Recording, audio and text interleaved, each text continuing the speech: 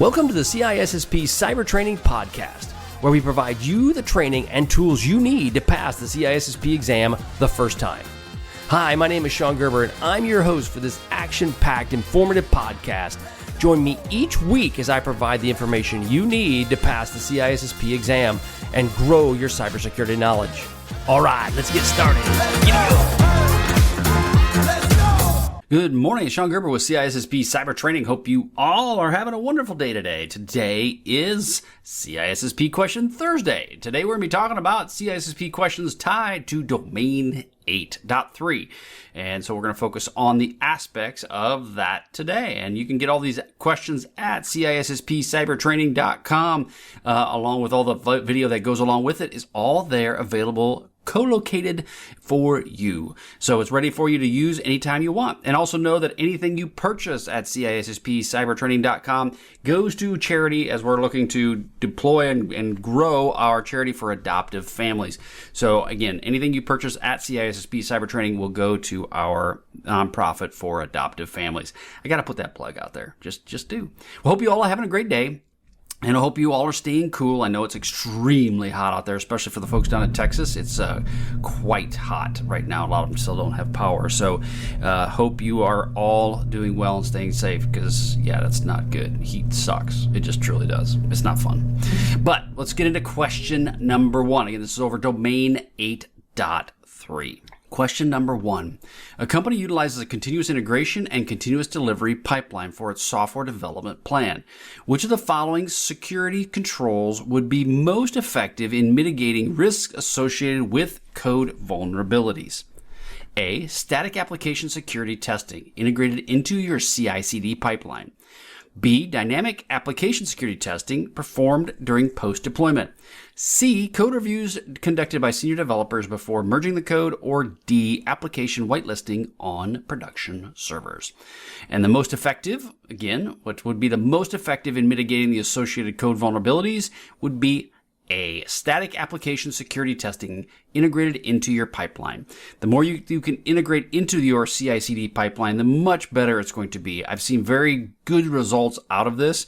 So any way that you can look for vulnerabilities while it's in the CI/CD pipeline, good call. Really good call. Question 2.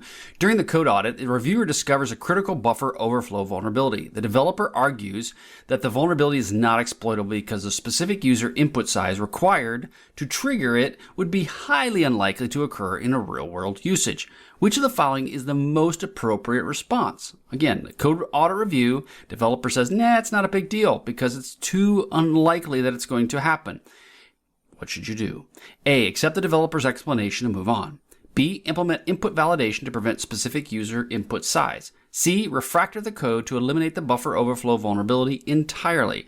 Or D. Conduct a risk assessment to determine the likelihood of the impact and exploitation. So obviously B, C, and D are all positive. A, yeah, I don't know if I'd move it, accept it or not. You need to understand accepting it's not bad, but you also need to have some validation behind it. The answer is C. Refactor the code and eliminate the buffer overflow vulnerability entirely. That's what you want to do because it's the most secure approach. Now you have to talk about it. You may decide, you know what, from a risk standpoint, you would just add a input size change to your or user input size change to that actual field. But in this case, the refactor will take care of it completely. Question 3. Your company utilizes a cloud-based software development platform called a SaaS platform for building internal applications. Which of the following is most important security control to implement and to manage the risks associated with the code stored on this SaaS provider's infrastructure? Okay, so again, you've got cloud software development, you got a SaaS environment. Which is the most important security control for your environment? A. Implement strong access controls within the SaaS platform for your developers. B. Regularly perform penetration testing of the SaaS provider's infrastructure. C. Requiring the SaaS provider to obtain a SOC 2 Type 2 compliance report. Or D. Utilizing code obfuscation techniques to protect the source code on the platform. So which of these is the most important factor that you could do, the most important security control you could do? Again, you're going to have to define what is best for you, and you have to determine what is the most valuable risk. Obviously, utilizing code obfuscation, D, on that platform would be the ideal, the most secure environment to reduce the most amount of risk, because if the code was stolen, they wouldn't know. The downside is that adds a lot of drama potentially. So you may have to decide which way you want to go. Question 4, you're tasked with implementing a risk management framework for your software development lifecycle, for your SDLC. Which of the following risk assessment methodologies is most appropriate to identify and prioritize the threats to your code? So again, you're tasked with implementing a risk management framework for your software development lifecycle. Which is the most appropriate to identify and prioritize threats to your code? A, failure mode and effective analysis, or failure mode and effects analysis, that's FMEA. B, stride threat modeling. C, OWASP top 10 web application security risks, or D, CVSS common vulnerability scoring system. So all of those are good, right? But which is the most appropriate to identify and prioritize threats to your code? And OWASP would be the top 10 web application security risks, would be your first place to start, C. Question 5, your company uses a centralized logging system to record all user activity related to code changes. However, a recent security incident involved an attacker compromising a developer's credentials and modifying the critical code. Which of the following security controls could have the most effectively prevented this incident from occurring?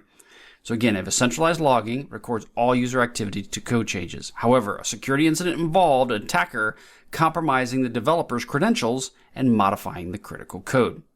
What could have been done to most effectively prevent this incident? A, implement multi-factor authentication. B, utilize role-based or RBAC for those specific code modules. C, employing code signing and verifying integrity of the code commits. Or D, enabling continuous CI pipelines to automatically detect and revert malicious code changes. And the answer is A. MFA would be one of the best options you could do in this situation. It would definitely add an extra layer of security. And even though they got access to the credentials, hopefully they would not have access to the person's MFA token. Question 6, your development team utilizes open source libraries in their code. Which of the following security controls is the most important to mitigate risk associated with vulnerabilities in these libraries? A, implement least privilege model for developer access to the code base. B, regularly update all open source libraries to the latest versions.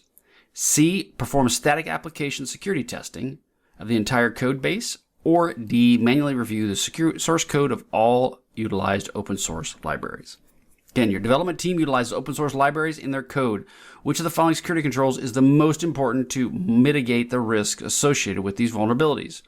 And the answer is B, regularly update all open source libraries to the latest versions.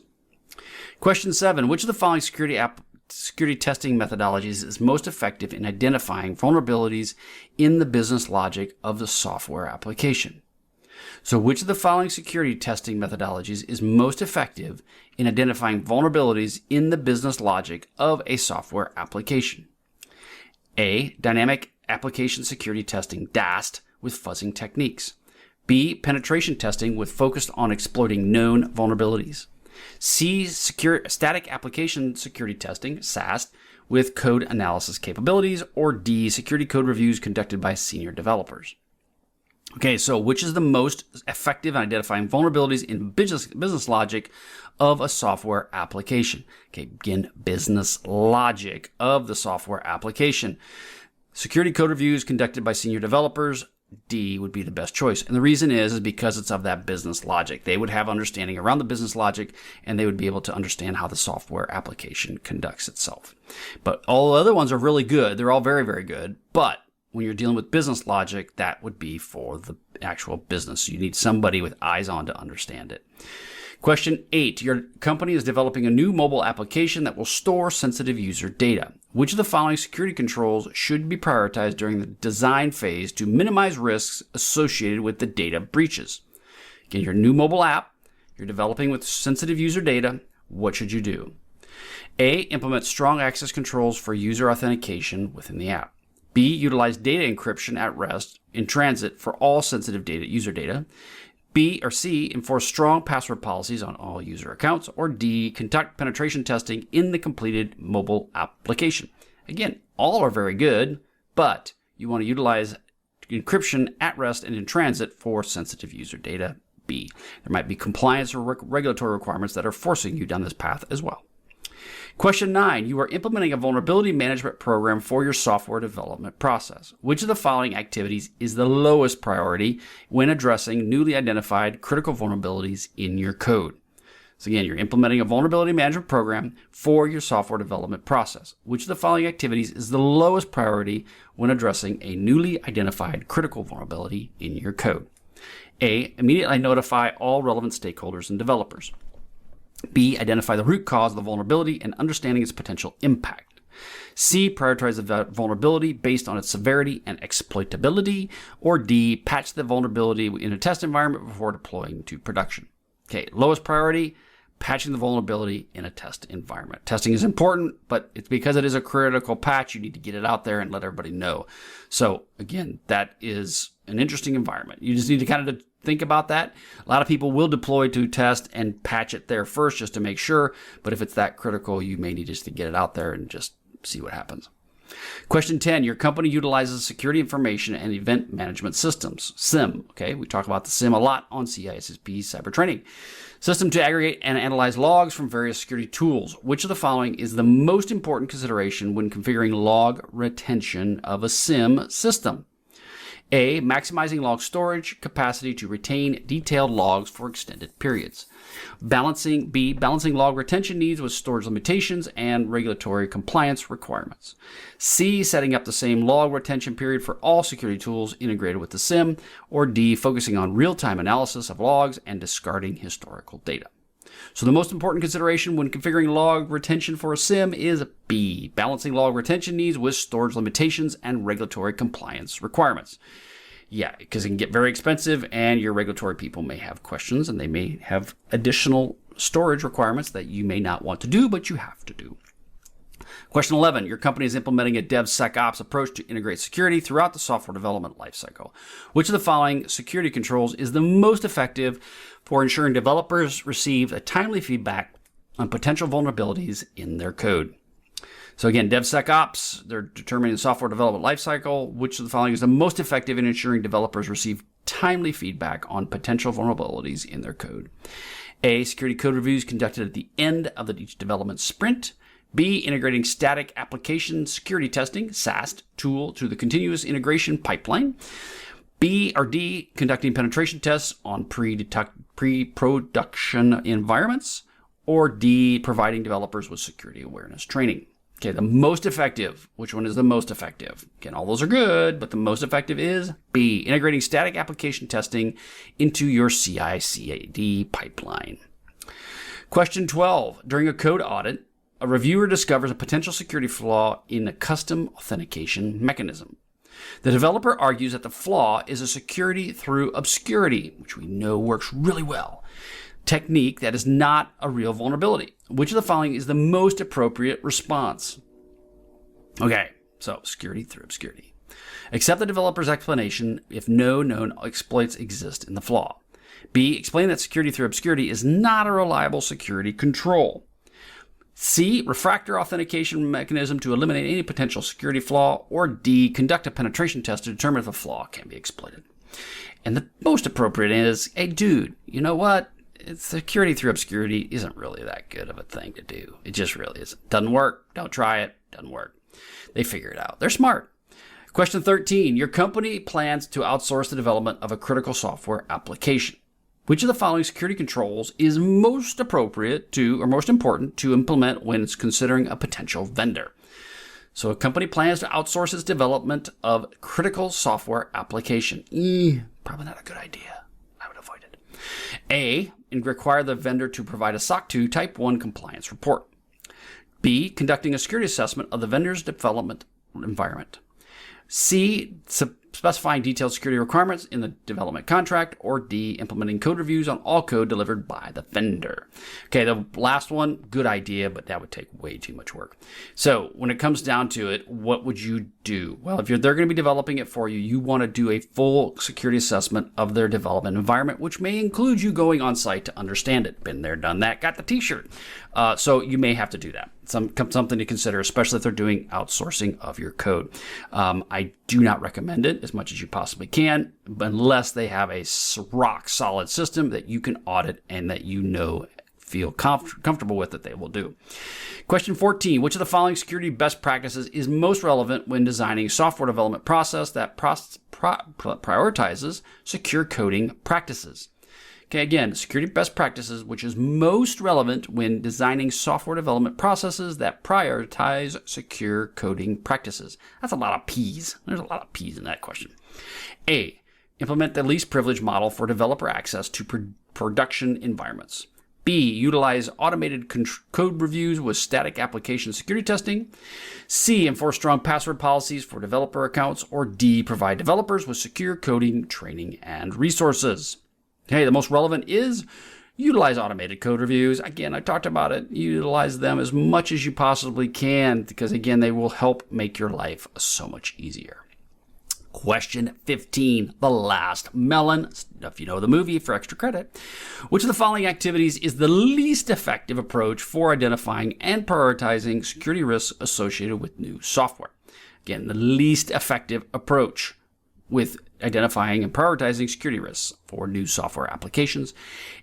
A, conduct a threat modeling exercise to identify potential attack vectors. C, perform a vulnerability scan on the completed application to identify known vulnerabilities. C, review industry best practices and security recommendations for similar applications. Or D, utilizing a checklist of generic security controls to identify potential weaknesses. So, which one is the least effective? Yeah, you got it. D, checklist of generic security controls. Yeah, that's great, but that's not going to work so well. Again, up to you. You decide what you want to do. And all right, that's all I've got for you today. Head on over to CISSPcybertraining.com. Again, I got some great free materials there. There's awesome free stuff, but there's also, if you purchase like my bronze package or any of the other packages, obviously all of that funding goes to our local charity that we're creating. It's a nonprofit that's set up specifically for adoptive families, parents who want to adopt children and they financially are struggling to do so. We are offering an opportunity for them to be able to get a potentially low interest loan or potentially a grant, depending upon the need and the situation. Again, not everybody will be able to not everybody will qualify, not everybody will get a loan, but the bottom line is it's designed specifically for families that are struggling, that may need a little bit of extra help to help adoptive parents and bring kids into loving and caring families. That's the ultimate goal. There's a lot of kids out there that got nothing. They got nothing at all. And having an adoptive family to help them, to grow them, and I've seen this firsthand with my kids. It isn't always rainbows and unicorns and sunshine. It's not, but it is a wonderful opportunity, and my kids are well blessed, and I'm well blessed for the fact that we did this for them. And again, God gave this to us, gave us the opportunity to do it. And it's been a blessing to both of us, to all my kids and to my wife and myself. So if you are interested in some training, you can get, again, all of that is going to our nonprofit, and we greatly appreciate any and all support for this endeavor. All right, have a wonderful day. Just have a great day, and we will catch you on the flip side. See ya.